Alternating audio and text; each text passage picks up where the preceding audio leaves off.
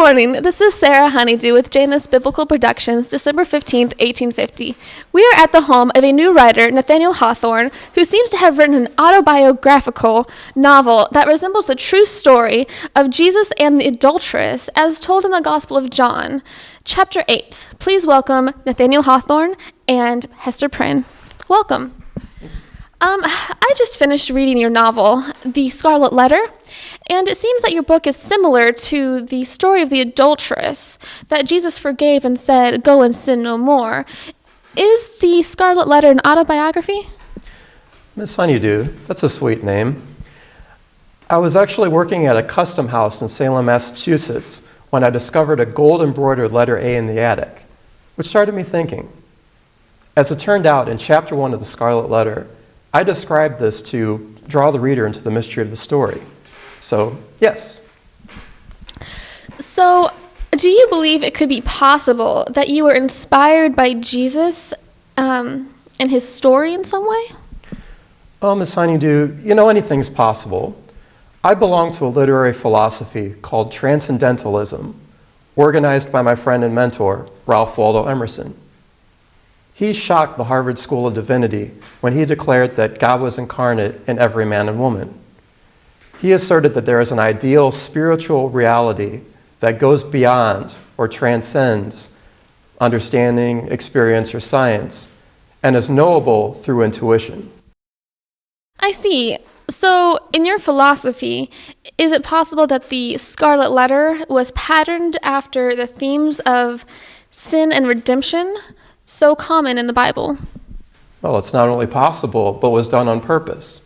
You see, Hester Prynne's name rhymes with sin, and her daughter's name, Pearl, should remind the reader of the pearl of great price. It's no accident. Not a coincidence, then. For our viewers' information, every copy of your book was sold out within days. Why do you think that was? Well, it could be that the sympathetic portrayal of the outcast Hester Prynne was similar to how Jesus handled the same situation in John chapter 8. The public was ready for the Scarlet Letter because it was set against the pristine utopian society of the Puritans in Salem.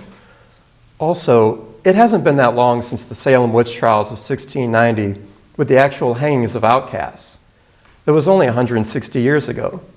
It's part of American history. These people don't forget. That makes the story of Hester Prynne a true story based on facts. Okay, well, that is definitely very interesting. I don't want to give away the story and the ending for those who haven't read it yet, but the shame of adultery is well portrayed by Hester Prynne. She was made to confess her sin on a scaffold along with the name of her adulterer and wear a scarlet letter on her breast. Was she about to get stoned, as in the book of John in the book? No, surprisingly. The town fathers considered letting her leave the Massachusetts colony and resume a normal life, but she decided to stay. I'd like to explain that myself. You see, if I would have ran away, that would be like admitting the letter was a mark of shame.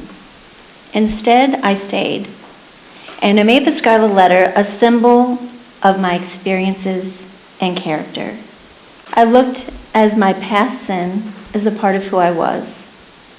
And if I pretended that didn't happen, that would be like denying a part of myself. Thus, I integrated my sin into my life. So, I see. So, does this mean that you justified your sin away? No, I took the incident to learn that individuality and strength can be gained from quiet self-assertion, not by denying one's own identity. So then, why do you feel you did it then? Because I'm a slut.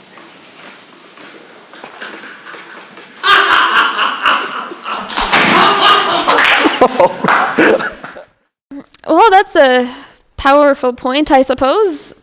Definitely asserting your identity. Let's get back to the meaning of the little girl, Pearl. What was her function in the story? Pearl serves as a living symbol of her mother's Scarlet Letter. She is the physical consequence of sexual sin. In Matthew chapter 5, verse 32, Jesus rails against fornication. This is what he was talking about. In my story, Pearl is the consequence of the spirit and the passion that produced that sin. And she gives her mother a reason to live. So she is a living example of the pearl of great price. Mr. Hawthorne, I'm beginning to think that Jesus had a hand in writing your novel. Too many coincidences. The portrayal of sin, the town fathers at first wanting to disgrace and punish Heather, but changing their minds. And then the A that you discovered in the attic. I can almost hear his voice declaring, "He without sin among you, let him cast the first stone." And then after that, "Go and sin no more." What do you think? This is Sarah Honeydew for JNS Biblical Productions saying good morning.